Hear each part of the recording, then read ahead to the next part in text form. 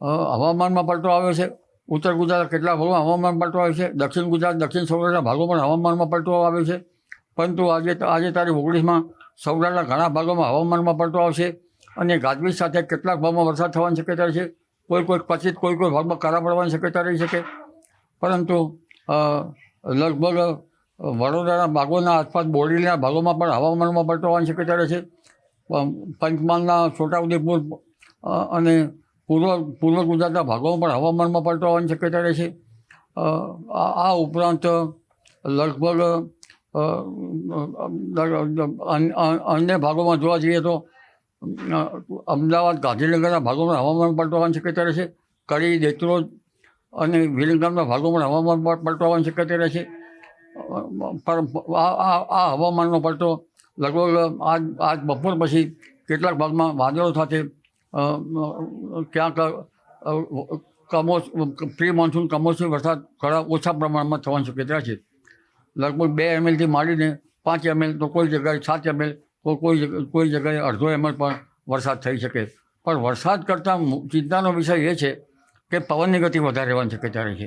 Wind gust એટલે આંચકાના પવનની ગતિ લગભગ મધ્ય ગુજરાતના ભાગોમાં, અમદાવાદના ભાગોમાં, ગાંધીનગરના ભાગોમાં ક્યાંક 35 કિલોમીટર તો 40 કિલોમીટરની રહેવાની શક્યતા રહે છે.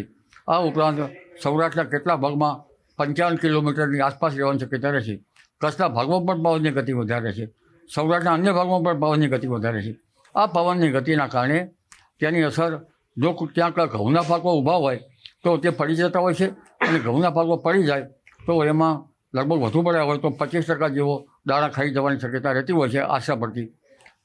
એટલે તેમાં ઉત્પાદન ઘટી શકે, પછી ખડું વાળવું પડે પાછળ.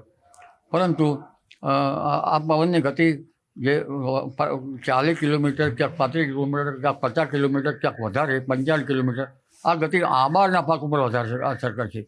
આંબાના મોર ગળી જવાની શક્યતા છે. કદાચ નાની કેરીની શરૂઆત થઈ છે તો હજુ પણ પવનની ગતિ રહેવાની શક્યતા રહેતા એપ્રિલ માસમાં પણ તો કેરી ગળી જવાની શક્યતા રહેશે. અને ત્યારબાદ બીજો 25મી માર્ચ આસપાસ આવવાની શક્યતા રહેશે. ત્યારબાદ આ માર્ચના અંતથી એપ્રિલની શરૂઆતમાં આવવાની શક્યતા રહેશે. એપ્રિલ માસમાં પણ 25 વધારે આવવાની શક્યતા રહેશે. પણ હરકત એ છે કે હમણાં હવામાન ઠરી ગયું છે. લગભગ ઉષ્ણતામાનમાં ઘટાડો થયો છે, જે માર્ચના અંતમાં 40-41 ડિગ્રી સેલ્સિયસ ઉષ્ણતામાન રહેવાની શક્યતા હતી તે કોઈ ભાગમાં અત્યારે 35-36 આસપાસ આવી ગયું છે અને લગભગ 38-39 ડિગ્રી સેલ્સિયસ આસપાસ થોડા દિવસ રહેવાની શક્યતા રહે છે. એટલે ઉષ્ણતામાન ન વધે તો તેની અસર મોસમ ઉપર થઈ શકે. એપ્રિલમાં તો ઉષ્ણતામાન વધવું જ જોઈએ, ગંગા જમુનાના મેદાન તપવા જ જોઈએ. એટલે એક પછી એક 25 વૃક્ષો આવતા હજુ લગભગ 3 થી 4 25 વૃક્ષો આવવાની શક્યતા છે. તો હવામાન ઠરી જતું હોય છે, જેની સીધી અસર મોસમ ઉપર થવાની શક્યતા રહેતી હોય છે. આગામી 25 વૃક્ષો આવતા હોય છે ગુજરાત નહીં, આપણું હવામાન માત્ર ગુજરાત એકલું નથી. આપણું હવામાન ઉત્તર ભારતના પણ અનુસરે છે, હિમાલયના ભાગોને અનુસરે છે અને સાગરના ભાગોમાં પણ અનુસરે છે. ઉપર ટ્રફ બને એને અનુસરે છે અને ઉપર તો જેટ ધારા જે હોય ને એને અનુસરે છે.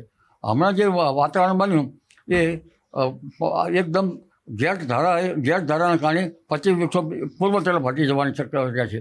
એટલે હવે પૂર્વ ભારતના ભાગોમાં વરસાદ થવાની શક્યતા રહે છે. અને લગભગ પવનની ગતિ તો દક્ષિણ મધ્યના ભાગોમાં તો 60 થી 70 કિલોમીટર ઝડપની શક્યતા રહે છે. એટલે હજુ તારીખ 19માં આજ સાંજ સુધીમાં હવામાનમાં પલટો આવશે. 20મી તારીખે આવશે દક્ષિણ ગુજરાતના ભાગમાં અને ક્યાંક હવામાનમાં પલટો આવવાની શક્યતા રહેશે. એટલે એક પછી એક હવામાનમાં પલટો આવતા જે ખાસ કરીને જે ઊભા પાક જે છે બાગાયતી એના ઉપર અસર થવાની શક્યતા રહેશે. પણ હરકતની વાત એક છે કે અત્યારે ગરમી ચખી જાય તો સારું. આ ગરમીના બદલે મોસમમાં કંઈક ઉષ્ણતામાન ઘટી રહ્યું છે, એટલે ગરમી ઘટી રહી છે તે યોગ્ય કહેવાય નહીં.